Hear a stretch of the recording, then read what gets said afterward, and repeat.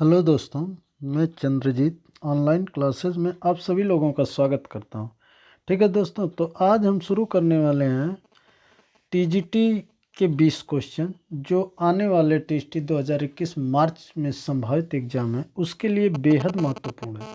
तो आज से हम संभावित जो है कि उन्हीं क्वेश्चनों पे एक सीरीज लेके आ रहे हैं जिसका ये पहला सीरीज है और इसमें हम 20 क्वेश्चन की चर्चा करेंगे और सभी को जो है कि अच्छे लगेंगे। और मुझे उम्मीद है कि आने वाले एग्ज़ाम में 125 में से 115 क्वेश्चन जो है कि मेरे टेस्ट सीरीज से मिलने चाहिए। जैसा कि आप खुद देख सकते हैं, पूरा वीडियो देखिएगा, स्किप मत करिएगा और आप अपने स्वयं का मूल्यांकन करिए कि हम कितने क्वेश्चन यहाँ से कर पा रहे हैं। ठीक है दोस्तों, तो चलते हैं हम। पूर्व पाषाण कालीन मानव का मुख्य धंधा क्या था? तो पहला ऑप्शन इसका है कि मिट्टी के बर्तन बनाना, दूसरा है कृषि करना, तीसरा है पशुपालन और चौथा है शिकार खेलना। तो इसमें से जो है कि पूर्व मानव का मुख्य धंधा था शिकार खेलना। क्या था? शिकार खेलना। चूँकि उस समय मनुष्य को कृषि का और पशुपालन का ज्ञान प्राप्त नहीं हुआ था पाषाण काल में, इसलिए उस समय जो है कि मनुष्य इधर उधर घूम करके जो है कंद मूल फल आदि खाता था। ठीक है, और इधर उधर घुमक्कड़ी जीवन जो है कि व्यतीत करता था और शिकार करके ही अपना भोजन प्राप्त करता था। ठीक है दोस्तों, तो अगले क्वेश्चन पे हम चलते हैं। अगला क्वेश्चन है, राख के टीले किस क्षेत्र की नवपाषाणिक संस्कृति से संबंधित हैं?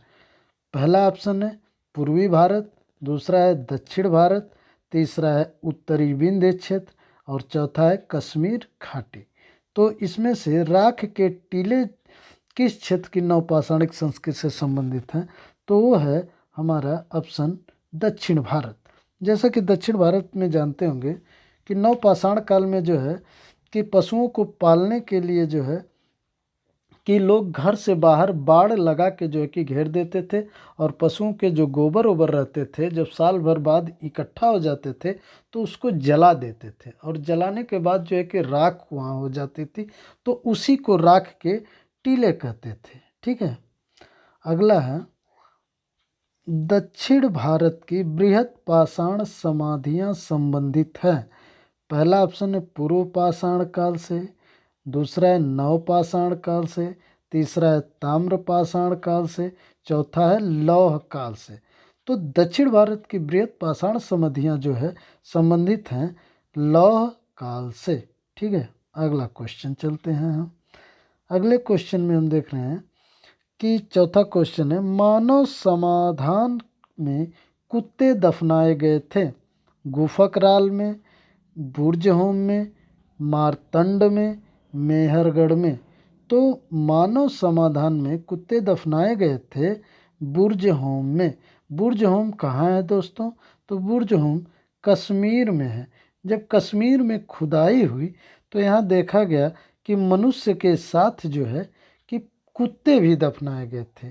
ठीक है, तो इसी में जो है कि बुर्जहोम इसका सही है।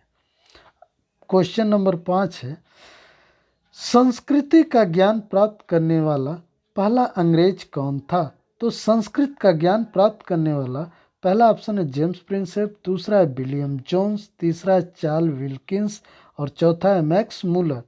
तो संस्कृत का ज्ञान प्राप्त करने वाला जो था वो पहला जो है कि विद्वान था अंग्रेज, उसका नाम चार्ल्स विल्किंस था। क्या था? Charles Wilkins. इसने जो है कि संस्कृत का पहला ज्ञान प्राप्त किया था। अगला क्वेश्चन नंबर 6 है हमारा कि साइंटिफिक सोसाइटी की स्थापना किसने की थी? पहला ऑप्शन है विल्टन, दूसरा है लॉर्ड कॉर्नवालिस, तीसरा है सर सैयद अहमद खां और चौथा है राजा शिव प्रसाद। तो साइंटिफिक सोसाइटी की स्थापना जो है कि 1864 में जो है सर सैयद अहमद खान ने किया था। ठीक है दोस्तों, आगे चलते हैं। क्वेश्चन नंबर 7 है, प्रागैतिहासिक चित्रकला के लिए प्रसिद्ध है? प्रागैतिहासिक चित्रकला के लिए प्रसिद्ध है पहला ऑप्शन बाघ, दूसरा है अजंता, तीसरा है भीमबेटका और चौथा है अमरावती। तो चित्रकला के लिए प्रसिद्ध है भीमबेटका। ये भीमबेटका जो है कि मध्य प्रदेश में एक रायसेन जिला है। कौन सा?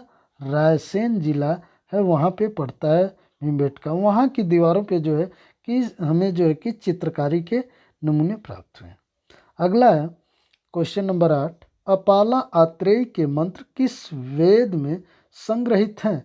तो अपाला आत्रेय के मंत्र किस में संग्रहित हैं? पहला ऋग्वेद, दूसरा है यजुर्वेद, तीसरा है सामवेद और चौथा है अथर्ववेद। तो इसमें जो सही हमारा आंसर है वो है ऋग्वेद। क्यों ऋग्वेद? क्योंकि जो है कि आप देखेंगे कि जो ऋग्वेद है इसमें जो है कि अपाला, लोपामुद्रा और घोषा आदि महिलाएं जो है कि ऋग्वेद की विदुषी महिलाओं में इनकी गणना होती है और इनकी जो है कि अपाला की जो है कि ऋग्वेद में मंत्र संग्रहित हैं। क्वेश्चन नंबर 9 पे चलते हैं। समुद्रगुप्त के समय कांची का राजा कौन था? ठीक है, तो पहला ऑप्शन है हस्तिवर्मा, दूसरा है मंत्राज, तीसरा है नीलराज और चौथा है विष्णुगुप्त। तो समुद्रगुप्त के समय कांची का राजा विष्णुगुप्त था। कौन था? विष्णुगुप्त था कांची का राजा। अगला है पर्णदत्त को किसने सौराष्ट्र का प्रांतपति बनाया था? तो पर्णदत्त को जो है कि किसने सौराष्ट्र का प्रांतपति बनाया था? पहला ऑप्शन है चंद्रगुप्त मौर्य, दूसरा ऑप्शन है रुद्रदामन, तीसरा है चंद्रगुप्त प्रथम और जो है कि चौथा है स्कंदगुप्त। तो पर्णदत्त को सौराष्ट्र का प्रांतपति जो है कि स्कंदगुप्त ने बनाया था, क्योंकि जब सौराष्ट्र में हूणों का आक्रमण हुआ था तो उस समय स्कंदगुप्त ने हूणों को पराजित करके जो है कि सौराष्ट्र का प्रांतपति जो है कि पर्णपत को बनाया था। ठीक है, अगला क्वेश्चन नंबर 11 में चलते हैं। बुद्ध ने सर्वाधिक वर्षावास कहाँ किया था? पहला है श्रावस्ती, दूसरा ऑप्शन ऋषिपत्तनम, तीसरा है वैशाली और चौथा है राजगीर। तो बुद्ध ने सर्वाधिक वर्षावास जो है कि श्रावस्ती में किए थे। श्रावस्ती कहाँ है? तो श्रावस्ती जो है कि कौशल राज्य के जो है कि राजधानी थी। श्रावस्ती कौशल राज्य की राजधानी। अगला है मेगास्थनीज द्वारा भारतीय समाज के 7 वर्गीय विभाजन में तीसरे स्थान पर कौन है? तो तीसरे स्थान पर जो है कि मेगास्थनीज द्वारा जो वर्ग विभाजन किया था, तीसरे स्थान पर जो है कि योद्धा। ठीक है, अगला क्वेश्चन चलते हैं। क्वेश्चन नंबर 13, वेनसांग ने जिन कनिष्क विहार को देखा था वह कहाँ स्थित था? पहला ऑप्शन है मथुरा, दूसरा है परिहासपुर, तीसरा है पुरुषपुर और चौथा है वाराणसी। तो वेनसांग ने कनिष्क विहार को देखा था वह पुरुषपुर में। पुरुषपुर का आधुनिक नाम ही जो है पेशावर है। ठीक है, पुरुषपुर का आधुनिक नाम पेशावर है और कनिष्क की जो है कि राजधानी कहाँ थी? तो कहेंगे पेशावर में थी। ठीक है दोस्तों, अगला क्वेश्चन चलते हैं। क्वेश्चन नंबर 14, निम्नलिखित में से कौन एक संगम युगीन बंदरगाह नहीं था? पहला है अरिकामेडू, दूसरा है तोगर, तीसरा है उरैयूर और चौथा है कोलकाता। ठीक है, तो इसमें दोस्तों संगम युगीन बंदरगाह ऑप्शन देखिए गलत दिया है। इसमें दो है कि कोलकाता और तोगर, ये दोनों संगमकालीन बंदरगाह नहीं थे। 3 थे उसमें, एक तो अरिकामेडू था बंदरगाह और दूसरा उरैयूर था और तीसरा जो है कि कोरकै जो है कि संगम युगीन बंदरगाह था कौन? 3 अरिकामेडू और जो है कि उरैयूर और कोरकै संगमकालीन बंदरगाह थे। लेकिन इसमें क्वेश्चन पूछा नहीं है तो 2 नहीं थे। कौन? एक तोगर और दूसरा कोलकाता। ठीक है दोस्तों, अगला क्वेश्चन है 15 नंबर, तृतीय संगम का आयोजन हुआ था। पहला है कोरकाई, दूसरा है मदुरई, तीसरा है मुजिरिस और चौथा है उरैयूर। ठीक है, तो जो तीसरी जो संगम का आयोजन हुआ था वो उरैयूर में हुआ था। ठीक है, तृतीय संगम का आयोजन कहाँ हुआ था? तो कहेंगे उरैयूर में हुआ था और उरैयूर जो है कि पांड्य शासकों की राजधानी थी और इस समय उरैयूर में जो तृतीय संगम था उसकी अध्यक्षता जो है कि नकीरर नकीरर ने किया था। ठीक है दोस्तों, अगला क्वेश्चन चलते हैं। क्वेश्चन नंबर 16, निम्नलिखित में से किस लेखक ने स्वयं को काली काल वाल्मीकि कहा है? तो पहला ऑप्शन है कालिदास, दूसरा है भवभूति, तीसरा है राजशेखर और चौथा है नंदी। ठीक है, संध्याकर नंदी। तो स्वयं को काली काल वाल्मीकि जो है कि संध्याकर नंदी ने कहा था। ठीक है, क्वेश्चन नंबर 17, निम्नलिखित में से किसने लिखा कि बाबर की मृत्यु विष देने से हुई है? ठीक है, पहला है अबुल फजल, दूसरा है निजामुद्दीन अहमद, तीसरा है गुलबदन बेगम और चौथा है अब्बास खान शेरवानी।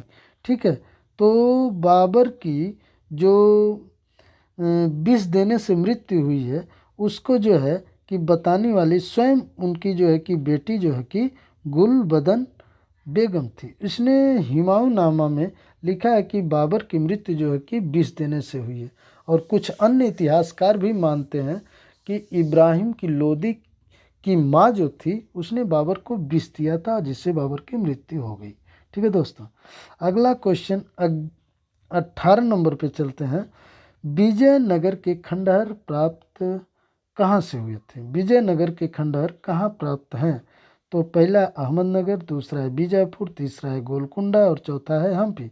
तो विजयनगर के खंडहर हम्पी से प्राप्त हैं। ठीक है, विजयनगर की राजधानी थी और विजयनगर में जो है कि स्थापना जो है कि विजयनगर की हरिहर और बुक्का दो भाई किए थे जो संगम के बेटे थे और उन्होंने विजयनगर की राजधानी हम्पी को बनाया। और हम्पी जो है कि वो गोदावरी नदी के किनारे स्थित है। तो इस प्रकार हमारा ऑप्शन डी सही होता है। अगला है, निम्नलिखित सूफियों में से किसने भारत को पृथ्वी का स्वर्ग कहा है? किसने भारत को पृथ्वी का स्वर्ग कहा है?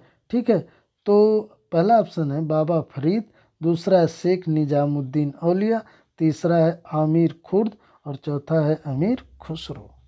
तो कौन सा सही है? भारत को पृथ्वी का स्वर्ग किसने कहा था? तो अमीर खुसरो ने कहा था। इसकी एक ग्रंथ था नूप सिपेहर, नूप सिपेहर।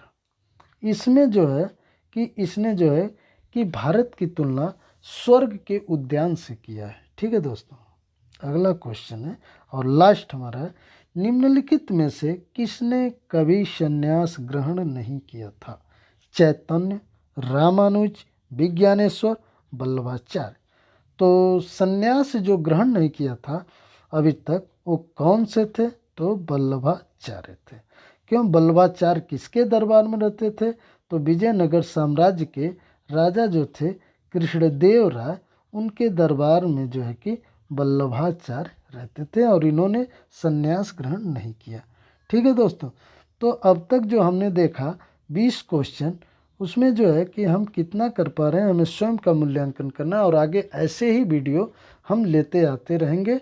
ठीक है, अगर मेरा ये वीडियो आप लोगों को पसंद आया हो तो प्लीज़ लाइक और सब्सक्राइब कर दीजिए और जो है कि बेल आइकन की घंटी दबा दीजिए। ठीक, जब भी हम वीडियो कोई नई अपलोड करेंगे तो इसकी सूचना आपके पास तुरंत पहुंच जाएगी जिसका लाभ आपको स्वयं मिल जाएगा। ठीक है दोस्तों, तो धन्यवाद दोस्तों।